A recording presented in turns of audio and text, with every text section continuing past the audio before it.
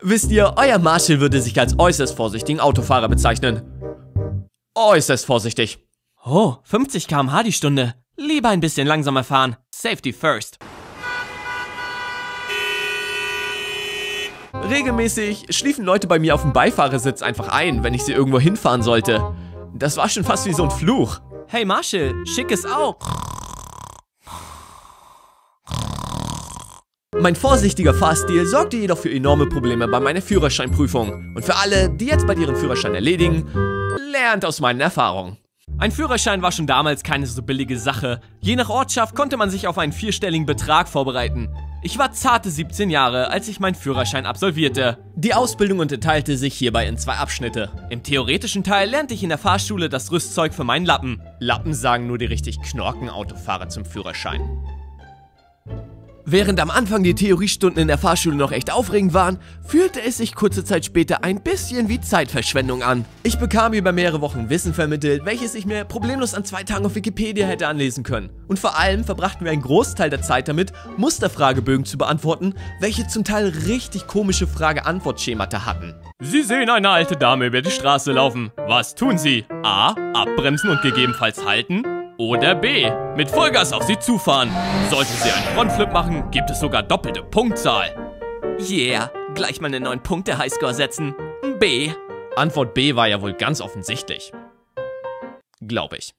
Schlussendlich lernte ich einfach zu Hause für die Prüfung mit Materialien, die es für etwa 20 € im Netz zu kaufen gab. Findet ihr unten in der Beschreibung. Leider kommt ihr in den meisten Fällen um die theoretischen Stunden nicht herum. Sucht euch deswegen eine Fahrschule, die euch menschlich zusagt oder bestenfalls schnelle Crashkurse anbietet, um etwas Geld zu sparen. Ich empfehle eine Belegung von Theoriestunden über mehrere Wochen nur, wenn ihr etwas mehr Zeit zum Lernen benötigt. Übrigens, findet ihr den Begriff Crashkurs für eine Fahrschule nicht auch äußerst fragwürdig?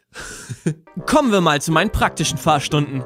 Denn die halte ich echt für unabdingbar. Meine Fahrschule hatte so richtig moderne Hightech-Autos. Die hatten schon sowas wie ein Navi mit Sprachausgabe. Vor 7 Jahren galt das noch als Hightech. Ich bin dann die verschiedensten Szenarien abgefahren und habe mich in manchen Bereichen echt blöd angestellt.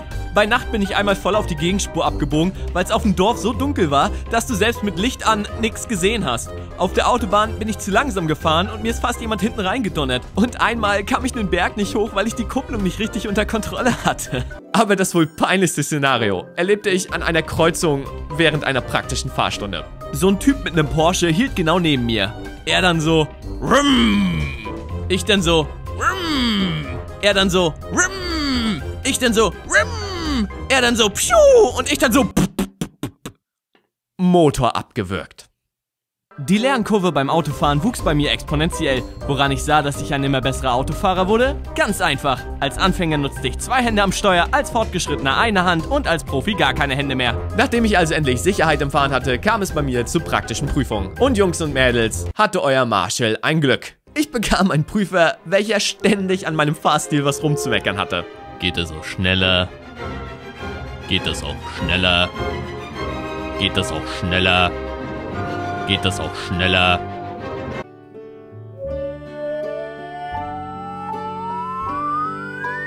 Geht das auch schneller? Das hatte mich echt irritiert. Und den Ausgang der Geschichte könnt ihr euch sicher denken. Ich bog an einer Kreuzung aggressiver ab, nahm dabei jemanden die Vorfahrt und bin deswegen durchgefallen. Wieder musste ich Hunderte an Euro für Aufbaustunden und einen neuen Prüfungstermin blechen. Im Endeffekt war es mein Fehler. Ich hätte mich nicht verunsichern lassen dürfen, hätte einfach weiter vorsichtiger fahren sollen. In der Wiederholungsprüfung bekam ich dann einen viel entspannteren Prüfer, welcher nur seine Anweisungen gegeben hat und sonst komplett still verharrte. Ich habe die Sicherheitsregeln eingehalten, fuhr an manchen Stellen lieber etwas vorsichtiger und habe bestanden. Der Prüfer war nämlich beim Fahren fast eingeschlafen. Also lasst euch nicht verunsichern, falls ihr in dieselbe Situation geratet. Egal ob ein Prüfer oder wer anderes im Auto sitzt, fahrt vorsichtig und vorausschauend. Wie waren eure Führerscheinerlebnisse? Oder macht ihr gerade Fahrschule? Schreibt's mir mal in die Kommentare. Und falls du mehr solcher Videos sehen möchtest, klicke jetzt auf meinen Kopf. Mein Name ist Marshall.